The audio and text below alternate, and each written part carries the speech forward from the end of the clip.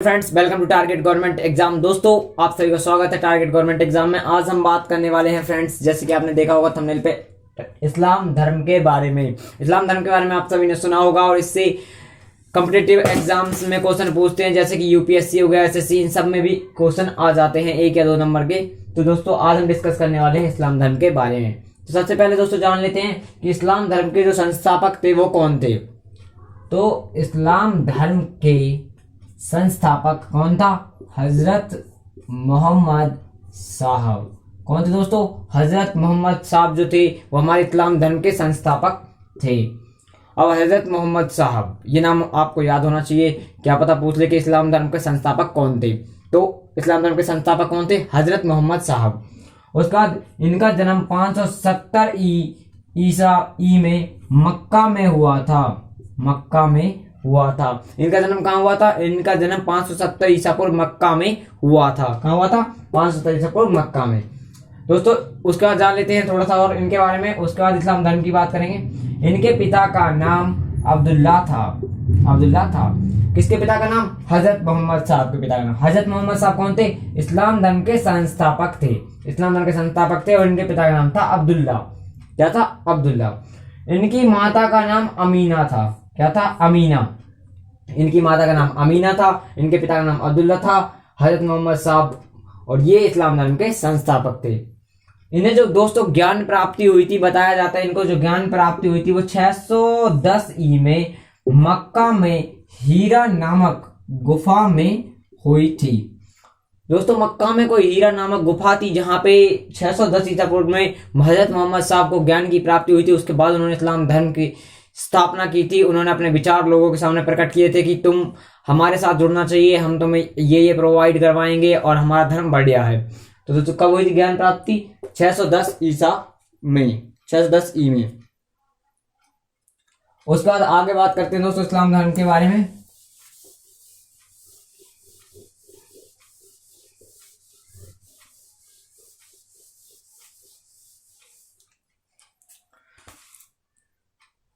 चौबीस दिसंबर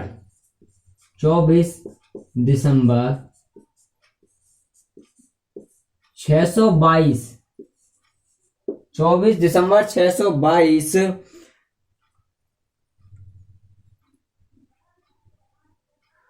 ईसा में मक्का से मदीना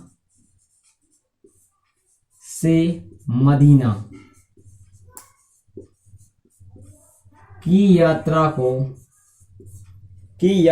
को मुस्लिम संबंध, हिजरी संबंध कहते हैं। मदीना की यात्रा को मुस्लिम संबंध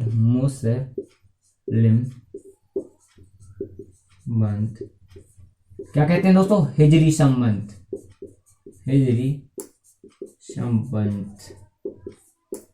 दोस्तों, जो 24 दिसंबर 622 ई में मक्का से मदीना तक हजरत मोहम्मद साहब ने जो यात्रा की थी उसे मुस्लिम संबंध यानी हिजरी संबंध कहते हैं। आप सभी को पता है, बताया है कि उनका जन्म मक्का में हुआ था, लेकिन दोस्तों जो उनकी कब्र है वो मदीना में है।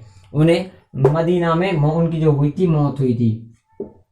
उसके बाद दोस्तों बात करते हैं आगे मुसलमान धर्म के बारे में, इस्लाम धर्म के बारे में। तो मोहम्मद साहब की शादी कब हुई थी ये हम जान लेते हैं। दोस्तों, जो मोहम्मद साहब की शादी की बात करें तो मोहम्मद साहब की शादी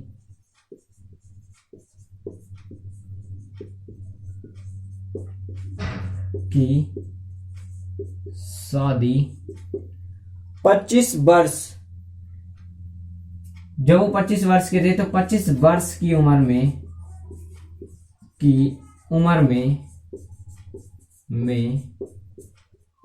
25 वर्ष की उम्र में किसके साथ हुई दोस्तों? खदीजा नामक एक विधवा के साथ हुई थी। खदीजा नामक एक विधवा के साथ हुई थी। खदीजा नामक एक विधवा के साथ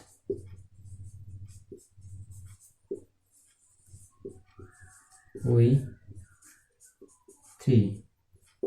इसके साथ हुई थी दोस्तों मोहम्मद साहब की शादी थी। मोहम्मद साहब की शादी 25 वर्ष की उम्र में खदीजा नामक क्या था उनकी पति का नाम? खदीजा। खदीजा नामक एक विधवा के साथ हुई थी फ्रेंड्स।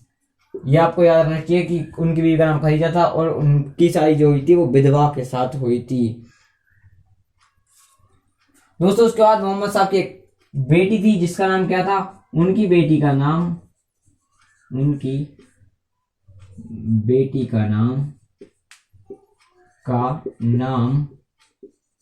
खदीजा, ओ सॉरी दोस्तों, फातिमा था।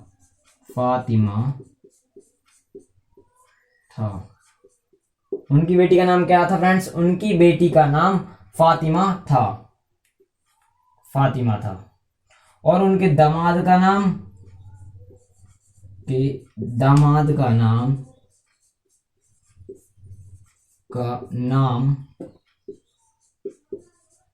अली हुसैन था।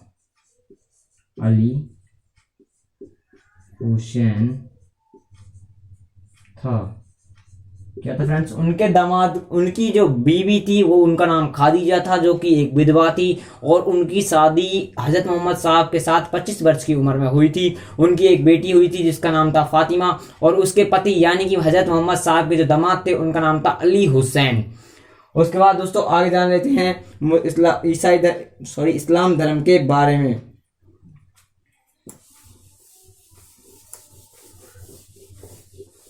उसके बाद दोस्तों बात करते हैं इस्लाम धर्म। पहले हजरत मोहम्मद साहब की जो मृत्यु हुई थी, हजरत मोहम्मद साहब की मृत्यु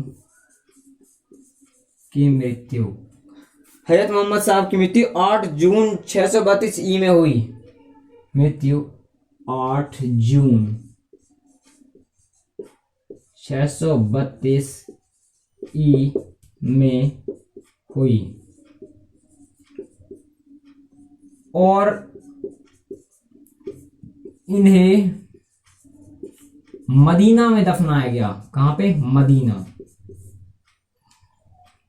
में दफनाया गया। इन्हें मदीना में दफनाया गया।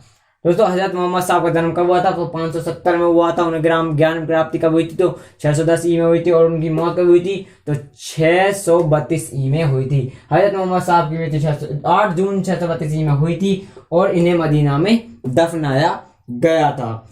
दोस्तों जब हजरत मोहम्मद साहब की मृत्यु हो गई तो मुसलमानों को यानी कि मोमडन्स को 2 भागों में बांट दिया गया। कौन कौन से 2 भागों में बांट दिया गया? आइए हम बात कर लेते हैं अब इस्लाम धर्म के बारे में। तो दोस्तों मुसलमान जो थे वो 2 भागों में बट गए।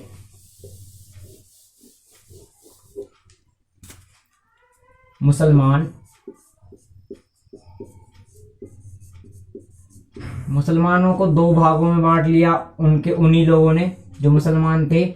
हजरत मोहम्मद साहब की मृत्यु के बाद कुछ लोग अलग रहना चाहते थे और कुछ अलग तरीके से रहना चाहते थे, तो उन्हें 2 भागों में बांट दिया गया। कौन कौन से? शिया और सुन्नी। कौन सा दोस्तों? शिया और सुन्नी। अभी मैं आपको बताऊंगा कि ये कौन से मुसलमान थे, शिया और सुन्नी।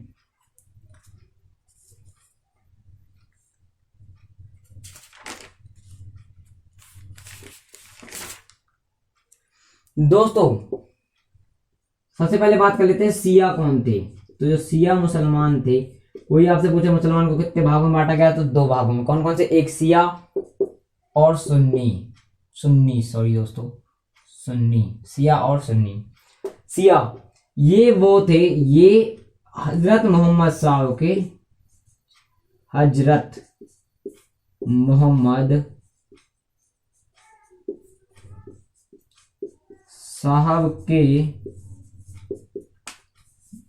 वंशज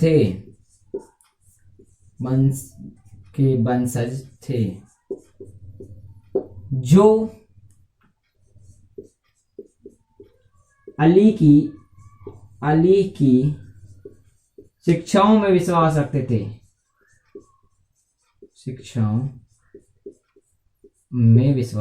थे।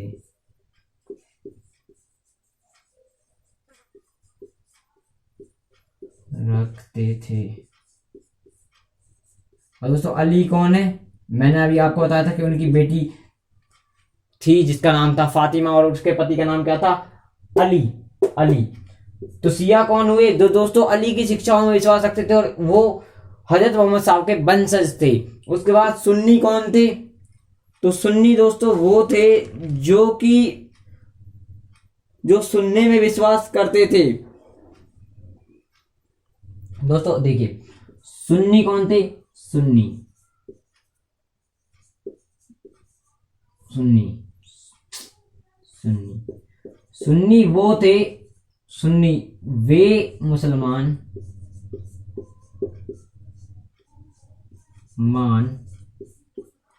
जो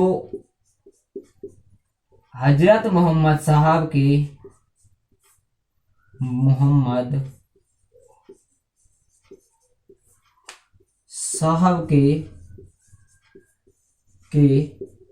उपदेशों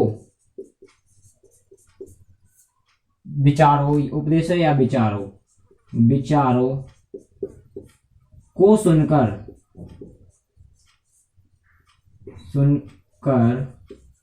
मुसलमान बने।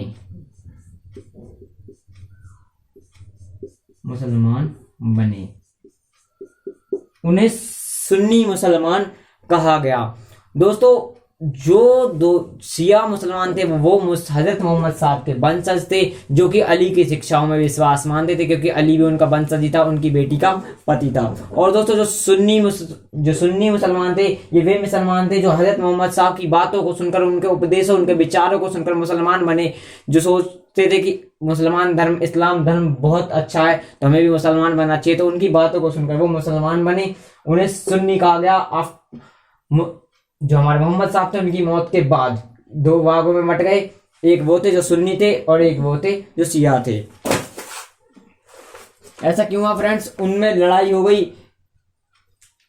वो कोई जो सुन्नी मुसलमान थे वो अपने उपदेश अलग रखना चाहते थे और शिया मुसलमान अपने हिसाब से चलना चाहते थे।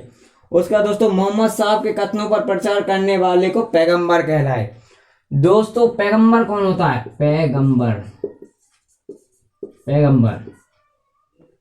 पैगंबर दोस्तों मोहम्मद साहब के कथनों पर विचार करने वाले, जो देखिए दोस्तों जो मोहम्मद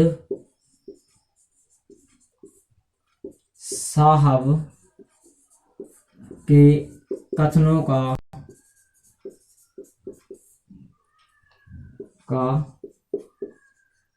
प्रचार करते थे वो पैगंबर कहलाए।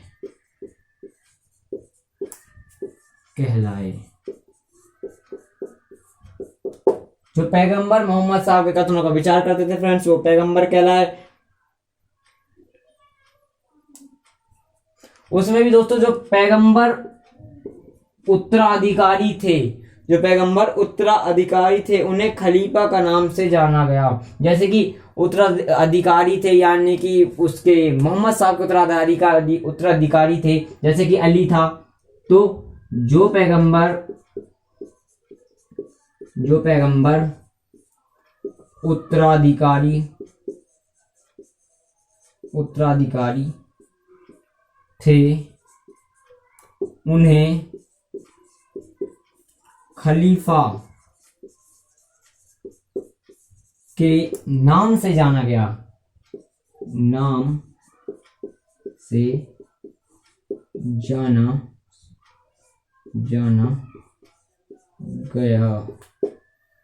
खलीफा के नाम से जाना गया। इस्लाम धर्म की जो पवित्र पुस्तक है दोस्तों वो क्या है? कुरान। इस्लाम धर्म की सबसे पवित्र पुस्तक क्या है? कुरान।